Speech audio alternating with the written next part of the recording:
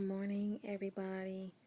Um, this morning, I'm kind of having like a mommy moment, um, and like it's bothering me.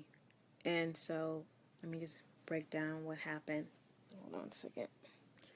I this morning, I think I may have been a little too hard on Anaya, who is my 7-year-old. Um, she she's a morning person, but I'm not, and so. She was just really irritating me this morning. Like, just, she was really irritating me. And I snapped. And I was like, um, telling her, I told her the time and was like, you got to get it together. You need to stop fooling around and do what you need to do because she had a list of things that she had to do. And instead of doing those things, she was worried about how she looked and worried about her clothes, her pants, because she's very petite and her pants were kind of fitting just a little bit baggier than what she would like. And so I kept telling her, your pants are fine. Like, you're not changing your pants. This is what I laid out for you. You're wearing it, and that's that. And she was crying, and she wanted to wear the same kind of pants that Raina was wearing, but we didn't have time to be changing clothes because what she does in the morning is I'll lay out the clothes. Sometimes I'll have them pick out what they want. Other times if they take too long, I'm like, look, I'm laying out the clothes. So I laid out the clothes um, yesterday, and she didn't care for the pants. But I'm looking at the clock and I'm like, nah, you're not changing. So she cried. And I was like, what? Like, what is the problem? You're not going to wear the same pants that Raina's wearing. You're there. We don't have any more of those type of leggings. And so she found some leggings on the floor and was like, I found these. And I'm like, you're not wearing these pants. You're not. It was freezing out this morning. And so I wanted her to be warm. The leggings that Raina was wearing they were warm. They were like fall winter leggings. And the ones that she wanted to wear were more of a summer type material. So I told her no. And she didn't like it. So the whole morning she's finding these little things that just tick me off. And so I snapped. And I know that what I said hurt her feelings. Like I felt like it did, and I didn't apologize at all.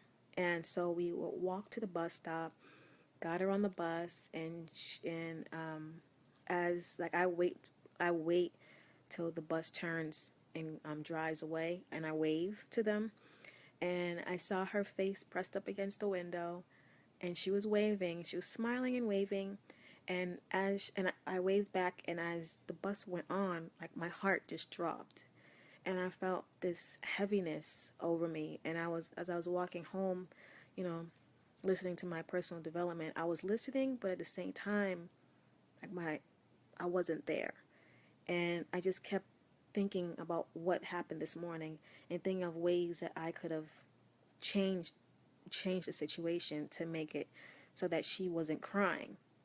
And it just bothered me so much. And I'm like, I when I came in, I did my reading, my from my devotions. I do my devotions in the morning, and I did my reading, and right in my reading, what was it talking about?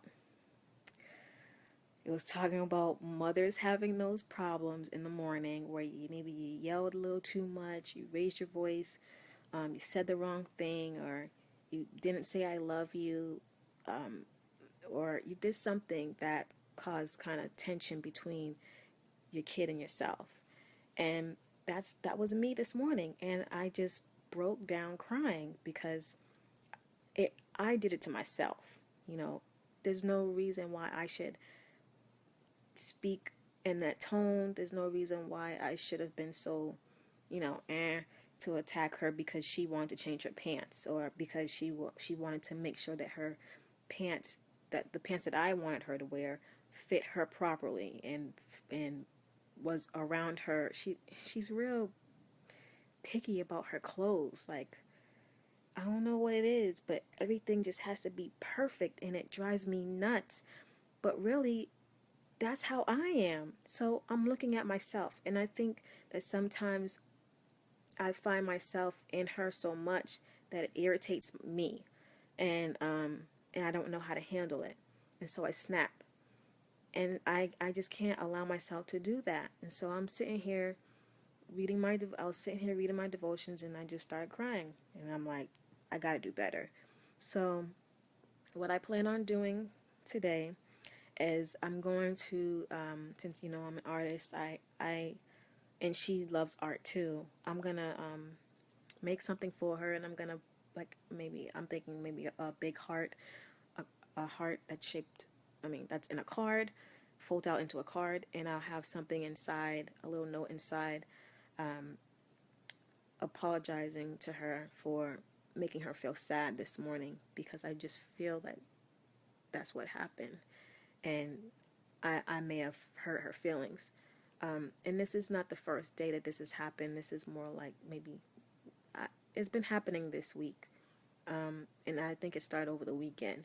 So I need to just kind of do a self check, you know, and see what's going on with me and get it together, because I don't need to be taking stuff out on my kids. So that's what I'm gonna do for her. I'm gonna leave it on her bed.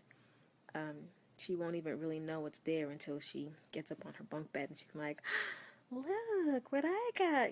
I already know her expression and stuff. So then I'm gonna hug her, and I'm gonna talk to her and let her know that I was wrong. And that's our motivation. Your motivation for today is to just admit when you're wrong. If you did something to someone, your kids or whoever, don't be so stuck in your don't be so prideful and just stuck in your ways.